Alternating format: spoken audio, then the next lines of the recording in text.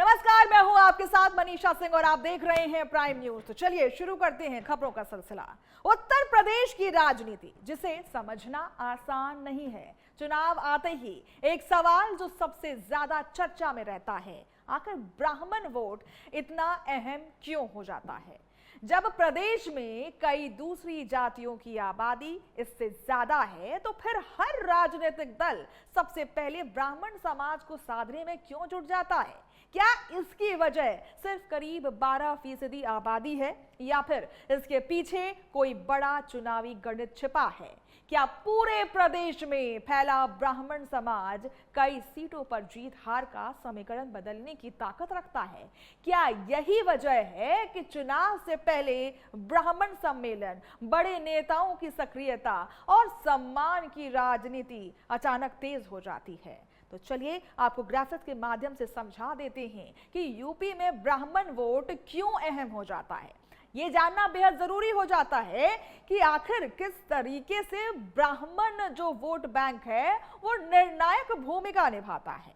तो ऐसे में आपको हम समझा देते हैं कि आखिर वो कौन सी ऐसी बातें हैं या फिर तमाम चीजें हैं जिसको देखने की हमें जरूरत है।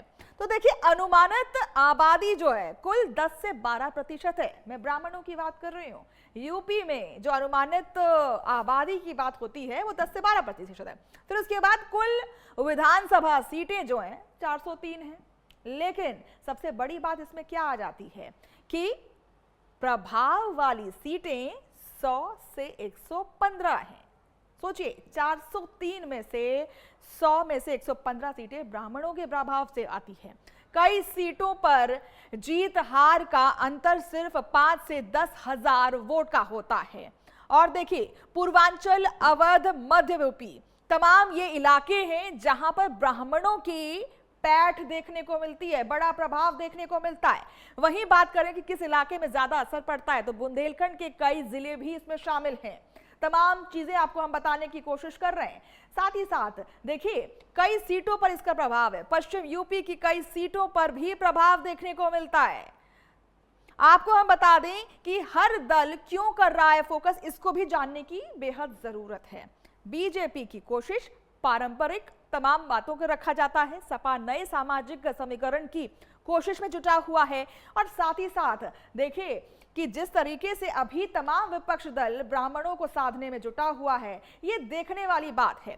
बसपा की बात करें तो बसपा की सोशल इंजीनियरिंग दोहराने की जो रणनीति है वो देखने को मिल रही है।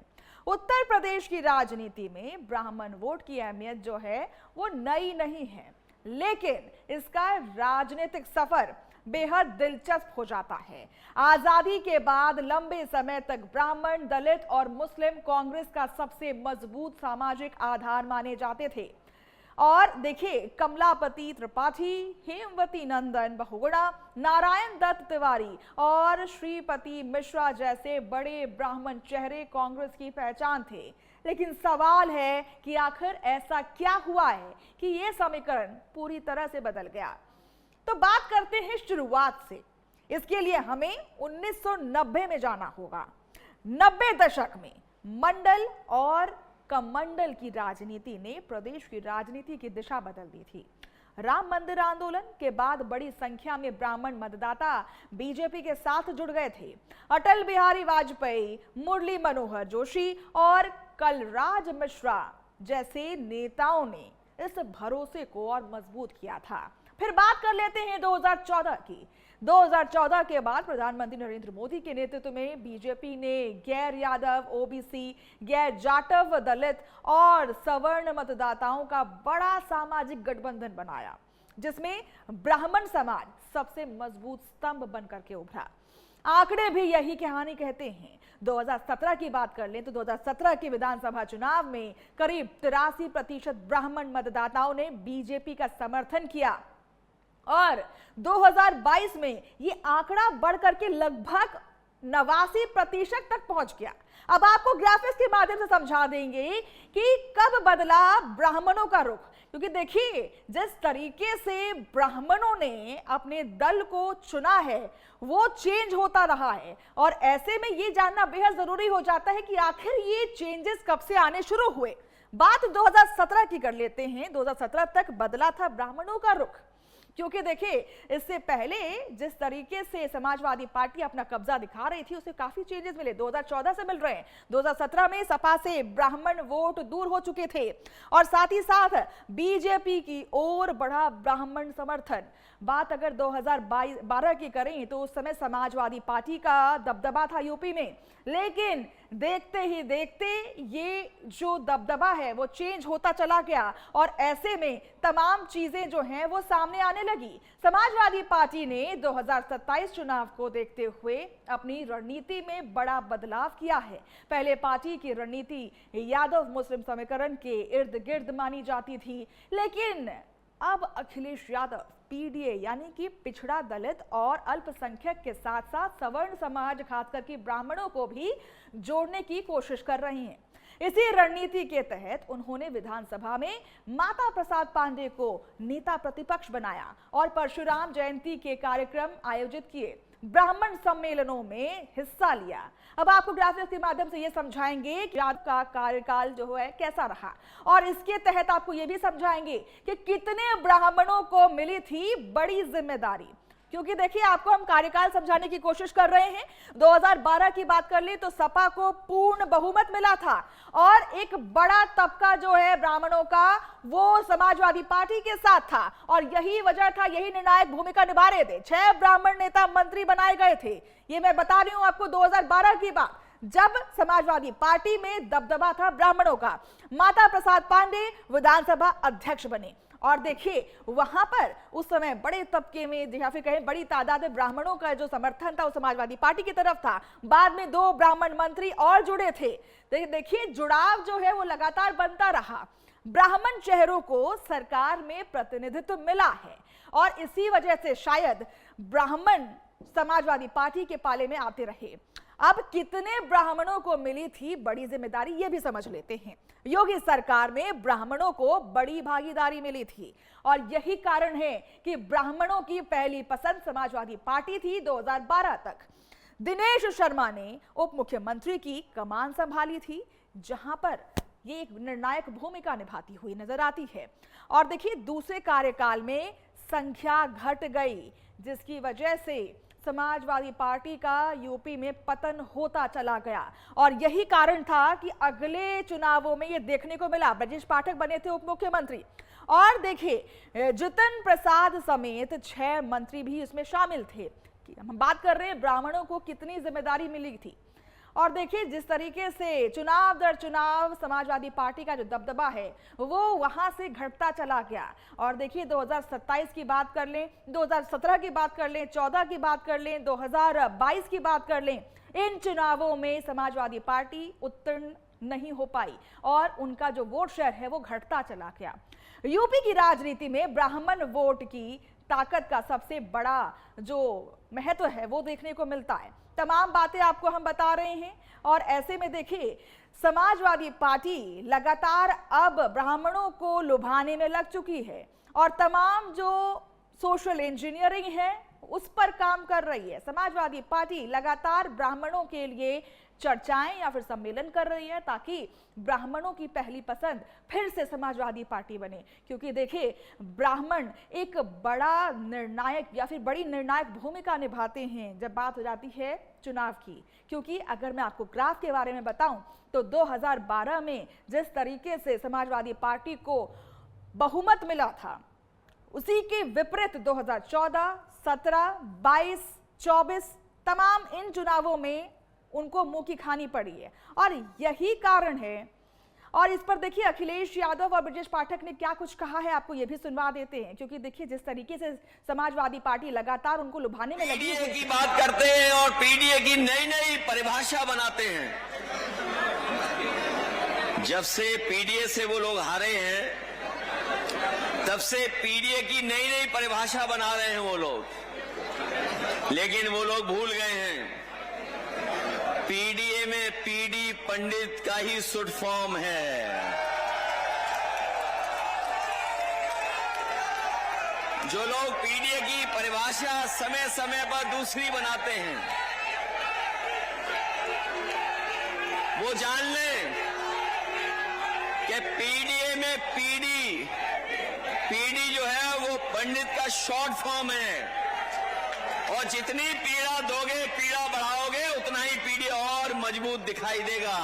ये समाजवादी पार्टी का सम्मेलन से कोई लेना देना नहीं। आज पूज्य जनेश्वर मिश्र जी की जयंती है, मैं भी उनकी स्मृतियों को नमन करता हूँ, प्रदेश सरकार की तरफ से श्रद्धा समर्पित करता हूँ, और इनका ब्राह्मण समाज से, सर्व समाज से कोई लेना देना, ये खुद कंफ्यूज है।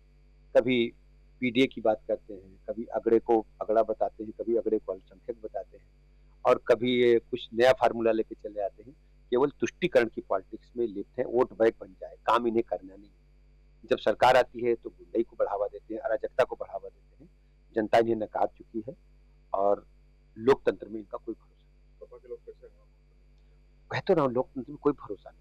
समाजवादी पार्टी सदन चलाने में ही भरोसा नहीं।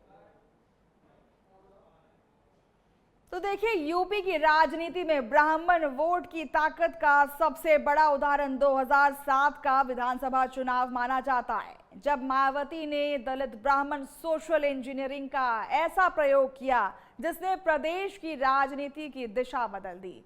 सतीश चंद्र मिश्रा को ब्राह्मण चेहरा बनाया गया, पूरे प्रदेश में ब्राह्मण सम्मेलन हुए और नारा गूंजा, ब्राह्मण शंख बजाएगा, हाथी बढ़ता जाएगा।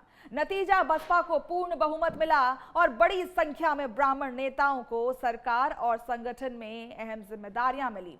सवाल यह है कि क्या 2027 में समाजवादी पार्टी इसी सोशल इंजीनियरिंग मॉडल के नए अंदाज में दोहराने की कोशिश कर रही है, और क्या ब्राह्मण वोट एक बार फिर से यूपी की सत्ता का समीकरण बदल सकता है? तमाम बातें सामने आ रही हैं, क्योंकि देखिए लगातार ये चीजें अब देखने को मिल रही हैं, धरातल पर देखने को मिल रही हैं। 2027 का चुनाव है और इस खबर पर ज्यादा जानकारी के लिए हमारे साथ आशीष वर्मा जुड़ चुके हैं संवाददाता लखनऊ से, और रणविजय सिंह जुड़ चुके हैं वरिष्ठ पत्रकार। बहुत बहुत स्वागत है आप दोनों का। सबसे पहले मैं वरिष्ठ पत्रकार रणविजय सिंह के पास चलूंगी और उनसे ये समझने की कोशिश करूंगी कि आखिर ये सोशल इंजीनियरिंग क्या कहलाती है, क्योंकि देखिए लगातार समाजवादी पार्टी पीडीए की बात करती आई है, जिसमें पिछड़ा, दलित और अल्पसंख्यक की बात होती है।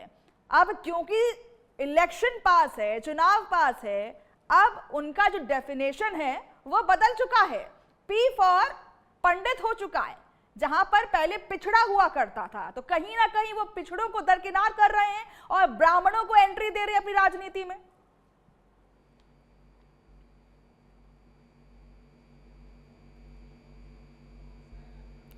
रणविजय जी, आपका माइक म्यूट है, प्लीज उसको अनम्यूट कर लें। मनीषा जी, कल अखिलेश जी ने कहा कि पीडीए का पीडी का शॉर्ट, जो पीडी है वो पंडित का शॉर्ट फॉर्म है। तो सबसे पहला तो ये है कि अखिलेश जी को ये जरूरत क्यों पड़ी कि उस पीडीए के पीडी को उनको पंडित ब्राह्मण बताना पड़ा, जिस पीडीए को अभी तक वह परिभाषित पिछड़ा, दलित और अल्पसंख्यक है जी। तो उसमें अब नए सिरे से उन्होंने पिछड़ा और दलित को हटा दिया। जो पीडी का पिछड़ा और दलित, डी का दलित था, उस पीडी को पिछड़ा दलित हटा के उन्होंने पीडी का मतलब पंडित बता दिया। तो यहीं से साफ हो जाता है कि अखिलेश यादव के मन में क्या है। दरअसल लगातार 2 विधानसभा चुनावों से सत्ता से बाहर रहने के बाद किसी भी तरह से वह वापसी करना चाहते हैं सत्ता में, लेकिन जो जातियों का युग्म है, उस जातियों के जोड़ को वह उस तरह से जोड़ नहीं पा रहे हैं जिस तरह से उनके पिता मुलायम सिंह यादव जी जातियों, छोटी छोटी तमाम जातियों को जोड़ लिया करते थे। तमाम जातियों के नेताओं को उन्होंने अपनी पार्टी से जोड़ के रखा था। जनेश्वर मिश्र जैसा नेता समाजवादी पार्टी का एक बड़ा नेता हुआ करता था। आज की तारीख में समाजवादी पार्टी में जनेश्वर मिश्र के कद का नहीं, उनके पसंगे का भी कोई नेता नहीं है। जो 5 विधायक समाजवादी पार्टी में है, वह अपने विधानसभा क्षेत्र में ही बड़ी मुश्किल से जीतते हैं। पिछले 2022 के विधानसभा चुनाव में जो जीते, बड़ी मुश्किल से जीते। आगे 2027 में अखिलेश यादव जी ब्राह्मण समाज के कितने नेताओं को विधानसभा का टिकट देंगे, या अभी छिपा हुआ राज है या खुला नहीं है। तो अखिलेश जी जिन ब्राह्मणों को जोड़ना चाहते हैं, और रोचक बात है, लेकिन देखिए एक संसद एंटी भवन परिसर इनकम्बेंसी की में भी जो दौर है वो शुरू हो चुकी है रणविजय जी, क्योंकि देखिए जिस तरह की आप बात कर रहे हैं कि उनके लिए जीत जी। थोड़ा सा मुश्किल है, लेकिन अभी हाल ही में बांकीपुर में चुनाव हुए, दतिया में चुनाव हुए, दोनों जगहों पर एंटी इनकम्बेंसी देखने को मिली। क्योंकि मैं इसलिए बोल रही हूं क्योंकि जिस तरीके से अब मुद्दे जो उठते जा रहे हैं और यहां पर अब बीजेपी को भी घेरा जा रहा है, तो कहीं ना कहीं ये समाजवादी पार्टी के लिए आगामी चुनाव में काफी फायदेमंद हो सकती है। आपके पास से मैं आप आऊंगी, लेकिन पहले मैं आशीष के पास चलूंगी, क्योंकि वो देखिए फील्ड पर रहते हैं, जनता की नब्ज नब्ज को पकड़ना जानते हैं और समझ भी रहे हैं। लेकिन आशीष देखिए, गए वो दिन जब जाति के आधार पर वोटिंग होती थी, अब जो है मुद्दों पर वोटिंग होती है, और शायद यही वजह है कि अभी हाल ही में 2 उपचुनाव में जनता ने अपना मत बता दिया है, अपना मन बता दिया, अपनी मन की बात कह डाली है। तो क्या 2027 में इसका प्रभाव देखने को मिलेगा आशीष?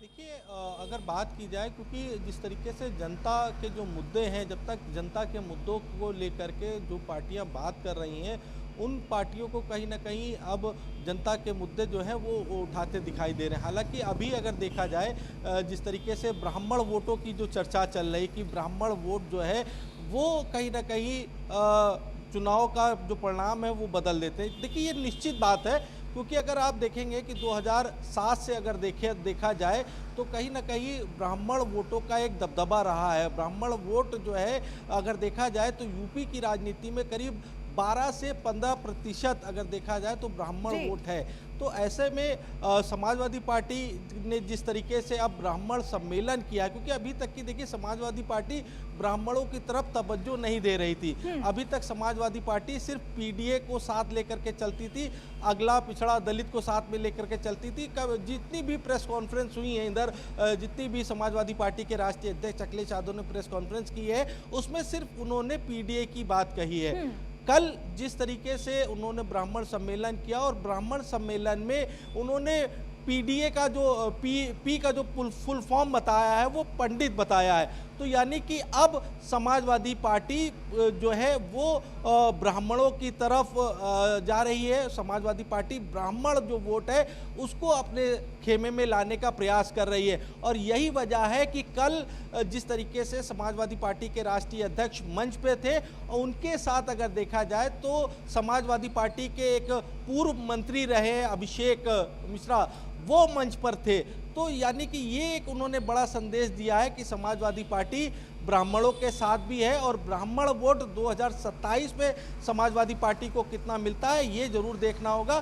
क्योंकि अब जिस तरीके से ये कहा जा सकता है कि राजनीतिक गलियारे में बिल्कुल एक हलचल तेज हो चुकी है कि ब्राह्मण वोट पर समाजवादी पार्टी सेंध लगाने जा रही है। तमाम आप देखिए जिस तरीके से बयान आ रहे हैं, चाहे वो डिप्टी सीएम ब्रजेश पाठक का बयान हो, और चाहे उत्तर प्रदेश के मुख्यमंत्री योगी आदित्यनाथ का बयान हो, तो तमाम अब बयानबाजी भी सामने हो रही है। क्योंकि देखिए राजनीति में की जो तैयारी है वो देखने को मिल रही है। आशीष, रणविजय जी आपके पास चलूंगी, आपसे जानने की कोशिश करूंगी कि देखिए हर संभव कोशिश जो है समाजवादी पार्टी, या फिर हम कह रहे हैं कि इस वक्त तमाम विपक्षी दल कर रहा है, ताकि बीजेपी का जो अभेद किला है उसे ढा दिया जाए। और इसी वजह से देखिए तमाम कवायदें भी तेज हो चुकी हैं, चाहे वो जमीनी मुद्दा हो या फिर ब्राह्मणों का चेहरा के बारे में बात करने की कोशिश की जाए। तो देखिए किस तरीके से सोशल इंजीनियरिंग की जा रही है समाजवादी पार्टी द्वारा या फिर तमाम विपक्षी दल के द्वारा यूपी में। मनीषा जी, जहां से बात मैं खत्म किया था वहीं से फिर शुरू कर रहा हूं। बिल्कुल। कल अखिलेश जी ने कहा कि पीडीए का मतलब पंडित, और उत्तर प्रदेश में पीडी का मतलब वो पंडित बता रहे हैं। संसद भवन परिसर में पप्पू यादव ने जो साधु वेश धारण किया और उन्होंने मंदिर में चढ़ावा जो आता है उसकी चोरी का जो आरोप लगाया, तो लक्ष्य तो था राम मंदिर में, लेकिन साधु पप्पू यादव जब गेरुआ वस्त्र धारण करके कह रहे थे और समाजवादी पार्टी के अयोध्या के सांसद अवधेश प्रसाद के साथ सब पार्टी के अन्य कई सांसद, पहले दिन डिम्पल यादव ने भी जो वहां डिब्बा बनाया था उसमें प्रतीकात्मक रूप से पैसे डालने का अभिनय किया था। आप बताइए, मंदिरों में क्या ब्राह्मण समुदाय के अलावा सनातन धर्म में अन्य कोई ऐसी जाति है क्या जो पूजा पद्धतियों को पूरा करती हो? जो सनातन धर्म है उस धर्म में ब्राह्मण ही प्रमुख रूप से पुजारी होते हैं।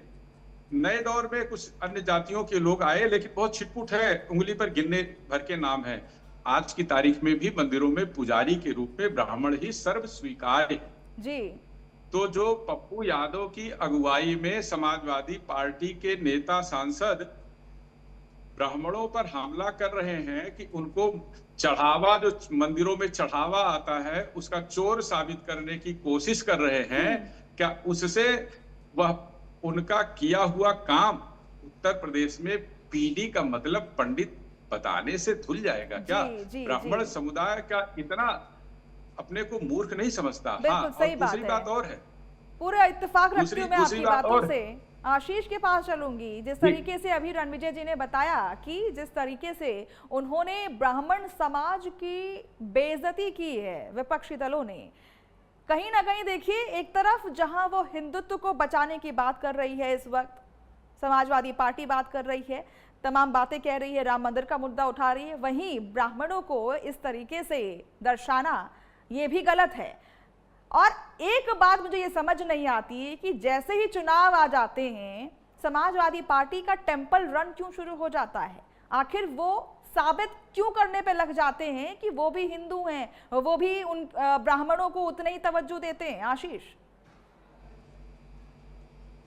देखिए, समाजवादी पार्टी की अगर बात की जाए तो समाजवादी पार्टी ने राम मंदिर चंदा चोरी का मामला उठाया था, और समाजवादी पार्टी ने जो जिस तरीके से पप्पू यादव ने सदन में किया है उसको लेकर के अगर देखा जाए तो राजनीतिक गलियारे में हलचल भी काफ़ी तेज हुई थी, और इसको लेकर के राजनीतिक दल के जो चाहे वो बीजेपी हो, सभी ने विरोध भी किया था। ऐसे में देखिए, जो बात चल रही कि 2027 विधानसभा चुनाव में क्या ब्राह्मण जो है वोट का कितना महत्व है, तो ये देखिए जितने भी चुनाव हुए हैं, चाहे वो 2007 का चुनाव देख लें जब मायावती की सरकार थी, उसमें भी देख लें सतीश चंद्र मिश्रा को बकायदा पार्टी ने कमान दी थी, उसके बाद बकायदा एक नारा दिया गया था कि संघ बजेगा हाथी दौड़ेगा, इस तरीके का नारा दिया था, और मायावती को उस समय फायदा भी मिला था, बहुमत की सरकार बनी थी। 2014 में अगर देखा जाए, जिस तरीके जब समाजवादी पार्टी की सरकार बनी थी, तो समाजवादी पार्टी ने भी ब्राह्मणों को आगे किया था, जिसमें से अभिषेक मिश्रा जो एक बड़ा चेहरा थे वो बन करके उभरे थे, उसमें भी कहीं ना कहीं समाजवादी पार्टी को फायदा मिला था। अब जब राम मंदिर का मामला आया तो राम मंदिर के मामले में अगर देखा जाए तो पूरा ब्राह्मण जो समाज है वो एकजुट हुआ था, और भारतीय जनता पार्टी के भारतीय जनता पार्टी को एक आ जाता तो वोट बैंक मिला, और उसके बाद भारतीय जनता पार्टी की सरकार उत्तर प्रदेश में भी बनी थी और केंद्र में भी बनी थी। तो ऐसे में ब्राह्मण जो वोट है वो कहीं ना कहीं जो राजनीति तक का तख्ता पलटता भी है और तख्ता सवार भी देता है। तो ऐसे में अगर देखा जाए तो यूपी की बात की जाए, यूपी में करीब 14 से 15% के आसपास ब्राह्मण वोट है, और यही वजह है कि समाजवादी पार्टी अब ब्राह्मण वोट को अपने खेमे में लाने के लिए इस तरीके के सम्मेलन कर रही है। ठीक है, बहुत बहुत शुक्रिया आप दोनों का हमारे साथ जुड़ने के लिए, तमाम जानकारी हमसे साझा करने के लिए। और इसी के साथ इस बुलेटिन में बस इतना ही, लेकिन देश दुनिया की तमाम खबरों के लिए आप देखते रहें प्राइम न्यूज़।